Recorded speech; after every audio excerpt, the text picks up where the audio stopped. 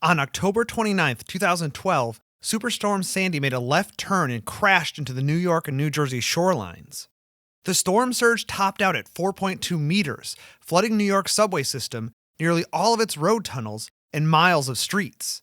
At 10 p.m. that evening, water breached Con Edison's 14th Street transformer. The transformer exploded in a series of flashes visible across the city. The explosion left much of Lower Manhattan without power for days.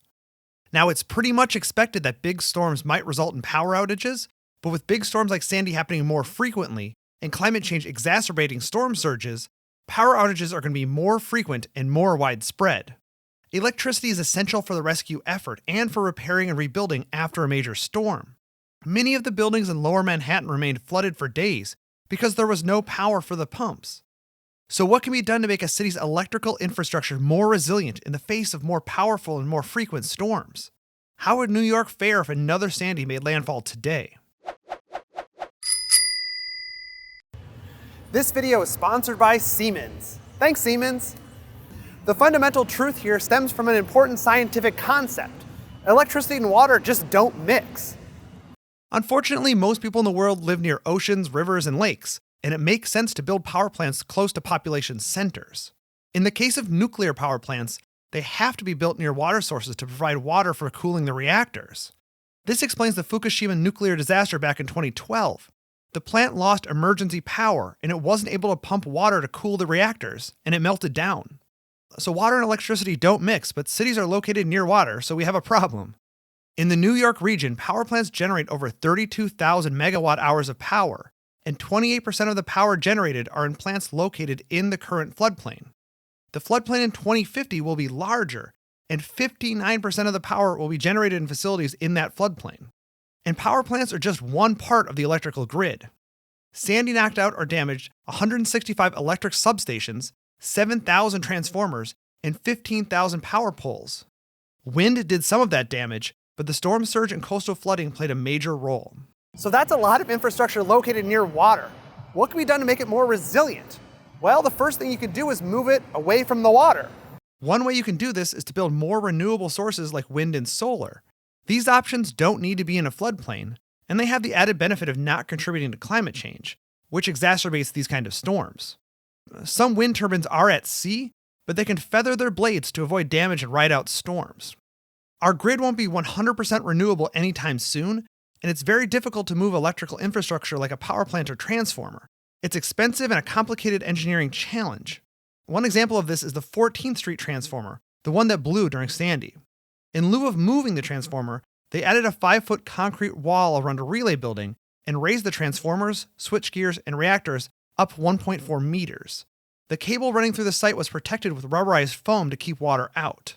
Of course, if the water in the site reached 1.5 meters, the 14th Street transformer is in trouble again. The transformer wasn't the only electrical infrastructure inundated during the storm. Many of the buildings in Lower Manhattan had their electrical equipment in the basement, which makes sense if you're trying to keep the panels and switchgears out of the way and lease the floors above, but it's not a smart move if you're trying to keep something dry. As a result, Sandy damaged the electrical equipment for countless buildings. Even when power was restored to Lower Manhattan generally, many homes and businesses did not have electricity for quite some time. Siemens, the sponsor of this video, worked with many building owners to repair their electrical equipment and convince them to move their circuit breakers to the second floor so this wouldn't happen again. They also convinced building owners to connect their circuit breakers to the grid with submarine-grade waterproof cabling to further harden the infrastructure against a storm surge. So we can move electrical infrastructure away from the floodplain and we can raise it up higher than we anticipate a storm surge. But we can also make sure we have redundant power sources. Hospitals and other critical buildings will have backup generators. New Jersey Transit is taking that a step further. The Amtrak and New Jersey Transit trains that run on its tracks are electric and won't run during a blackout. To make sure they do so in the future, they are constructing an entire separate electrical grid, both for the trains and for all of the supporting infrastructure like switches, stations, and maintenance facilities, to keep the trains running in the event of a major storm. This grid will be powered by a dedicated natural gas plant and separate transmission lines. So I mentioned the ways we can physically improve our electrical infrastructure, but I wouldn't be a good planner if I didn't mention long-range resiliency planning. The silver lining here is that Superstorm Sandy got the region really interested in the ways it can be more resilient. It helped that the state and federal government freed up funds to conduct this kind of planning and implement projects to help with long-term resiliency. The Federal Transit Administration awarded a $400 million grant to New Jersey for its transit electric grid, for example. The city of New York is revising its zoning code to make it easier for property owners of lost or damaged structures to rebuild in a way that makes their buildings more resilient. This means allowing the new buildings to exceed previous height restrictions, so building owners can build the same size building, but with raised lower floors that will survive inundation.